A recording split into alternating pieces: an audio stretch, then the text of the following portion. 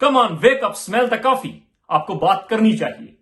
अगर वो लोग बात कर सकते हैं जिन्होंने 30-30 साल इनके गोद में बैठ के बुर्कियां मुंह में डाली हैं, तो आप बगैर इदारे को मुतनाजा बनाए इसलिए हम इसके बारे में बात कर सकते हैं। वजीर आजम साहब के पास काफी अरसे से ये आइडिया मौजूद था और एक वफाकी वजीर के सामने बैठकर एक बहुत बड़े इदारे के एक बहुत बड़े सरबराह के बारे में, बल्कि सबसे बड़े सरबराह के बारे में कुछ गलत बातें भी करते रहे, सिर्फ ये चेक करने के लिए कि आगे से रिएक्शन क्या आता। वजीर आजम साहब बीच बीच में होश हो रहे थे कि शायद वो बंदा आया जिसको मैंने पेशावर से बुलाया, लेकिन जब अस्सलाम वालेकुम नाजरीन, मैं हूं आपका मेजबान ज़ीशान अफजल थामा और एक बार फिर आपको खुश आमदीद कहता हूं सिटीजन न्यूज के प्रोग्राम शतरंज में। आज कोई तज्जिया नहीं है, सिर्फ खबरें ही हैं। खबरें मेरे पास कल थी लेकिन मैं इनको शेयर नहीं कर सकता था, बल्कि एक खबर तो मैंने अपने सोर्स से बड़ी मुश्किल से ली और उनसे यह वादा किया कि ये किसी के साथ शेयर नहीं करूंगा।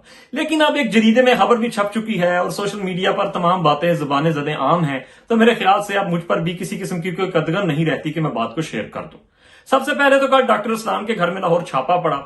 डॉक्टर असलान सब जानते ही हैं कि पीटीआई की सोशल मीडिया के टीम के सारे मामलात को देखते हैं और बड़ी तगड़ी एजेंसी ने छापा मारा उनके घर पे और उनके तमाम gadgets, mobile, laptop and etcetera सब कुछ उनसे कब्जे में ले लिया गया। फिर उसके बाद जनाब वजीर आजम साहब के पास काफी अरसे से ये आइडिया मौजूद था और एक वफाकी वजीर के सामने बैठकर एक बहुत बड़े इदारे के एक बहुत बड़े सरबराह के बारे में, बल्कि सबसे बड़े सरबराह के बारे में कुछ गलत बातें भी करते रहे, सिर्फ ये चेक करने के लिए कि आगे से रिएक्शन क्या आता है।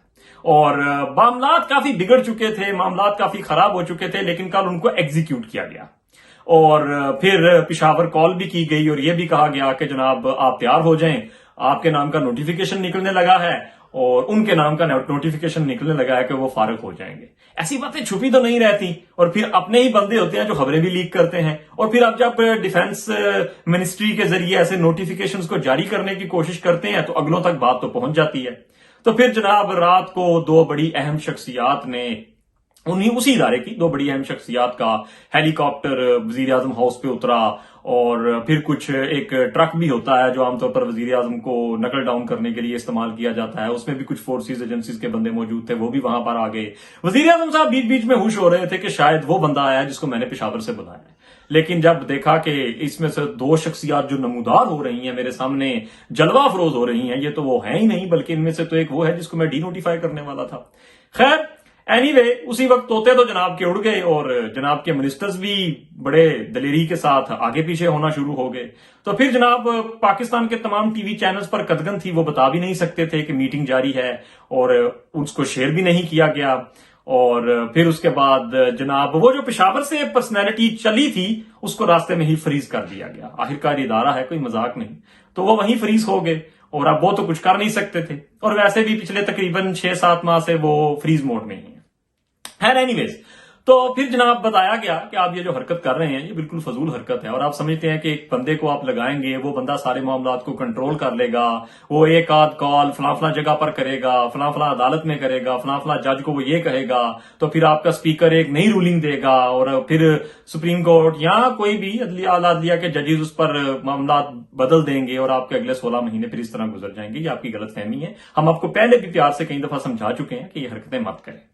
एनीवेज, उसके बाद कुछ तो स्टोरी है ज्यादा ही बढ़ाई जा रही है कि जनाब वजीर आजम साहब आजकल कल शाम से ग्लासेस लगाए हुए हैं, उनके कहीं कोई निशान वगैरह पड़ गया है, क्योंकि जब बातें हो रही थी तो बातों के दौरान कहीं कोई धींगा मुश्ती हुई है और कहीं कुछ लगा है। हालांकि मैं ऐसी बातों पर यकीन नहीं करता, लेकिन अगर आज वजीर आजम साहब अपने जो उनका एहतजाज हो रहा है अगर उसमें वो आज नहीं आते और उसके अलावा अगर उनके चेहरे का कोई हिस्सा ढका हुआ होता है तो फिर इस बात पर भी सनद मुस्तनद हो जाएगी। हालांकि मैं मेरे वो तमाम दोस्त जो मुझसे इस बारे में पूछ रहे हैं, मैं तो अपनी राय दे चुका हूं कि ऐसा होता तो नहीं है, लेकिन शायद कुछ ऐसा हो गया हो। खैर एनीवेज, तो जनाब मैं कहा था कि पेशावर वाली पर्सनैलिटी को वहीं फ्रीज कर दिया गया और फिर जब वो दो पर्सनैलिटीज हेलीकॉप्टर में बैठकर आने लगी थी वजीर आजम हाउस, उन्होंने क्लियर हमारे जो इंसाफ के इदारे हैं उनसे राब्ता किया और कहा कि ये हरकत हो रही है और आप अगर चाहते हैं कि कोई बहुत बड़ा एक्टिविज्म ना हो, कोई बहुत बड़ा एडवेंचर ना हो, तो बेहतर है कि आप लोग अपने दरवाजे खुलवाएं और इसका बंदोबस्त फिर करते हैं। क्योंकि वो दो पर्सनैलिटीज अगर जाती हैं, वो जाके कहती हैं कि तुसी बंदे दे पुत्र बनो, अगर आप बंदे के पुत्र नहीं बनते तो फिर उनके पास ऐसे इदारे कानूनी तौर पर मौजूद हैं जिनके जरिए वो आपको बंदे का पुत्र बना सकते हैं और माजी में कई वज़रा आज़म बंदे के पुत्र बने हैं।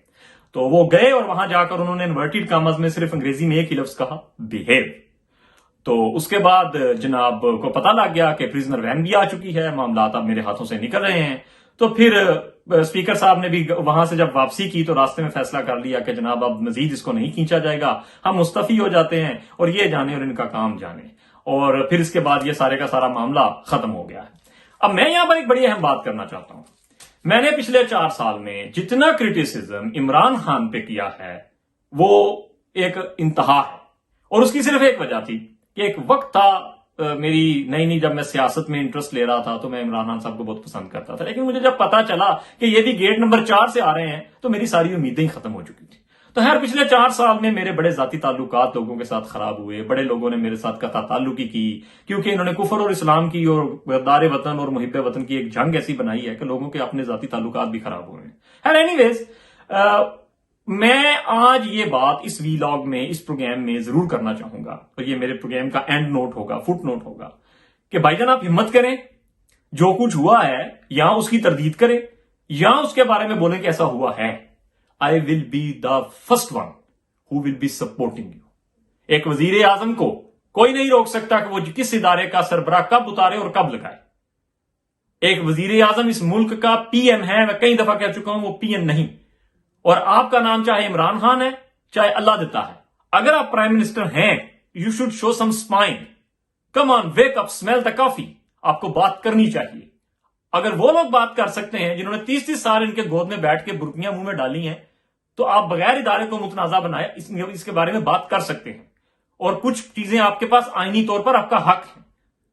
تو میں امید تو نہیں کرتا کہ آپ بات کریں گے، لیکن اگر آپ بات کریں گے تو I will be the first one who will be supporting you. لیکن آپ کو جس نے ریپلیس کیا ہے ماشاءاللہ سے وہ ان کا آپ سے زیادہ تابعدار ہے، اور اس کے خاندان میں چاہے کتنی ہی غلط باتیں کی جائیں ادارے کے بارے میں اس نے آج تک آواز اٹھائی تک نہیں، بلند تک نہیں کی. تو وہ تو بہت ہی تابعدار بچہ ہے. تو بہرحال چاہے آپ سیف ایگزٹ مانگ رہے تھے، چاہے آپ ادارے کا سربراہ چینج کر رہے تھے، چاہے وہاں پر کچھ ہلکی پھلکی موسیقی چلی ہے، آپ کو اس بارے میں سٹانس لینا پڑے گا اور بات کرنی پڑے گی.